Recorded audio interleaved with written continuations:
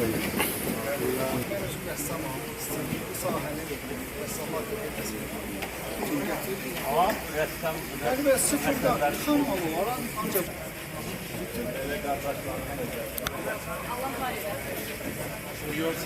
teşekkür ederim. Bakçın təsvirləri.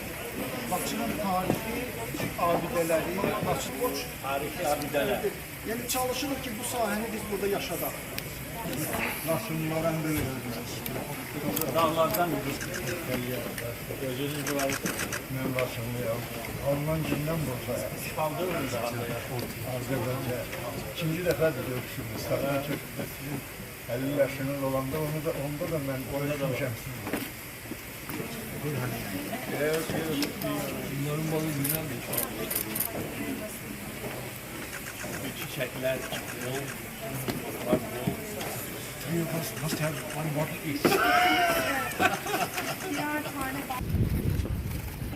Next year it will be Hoş geldiniz.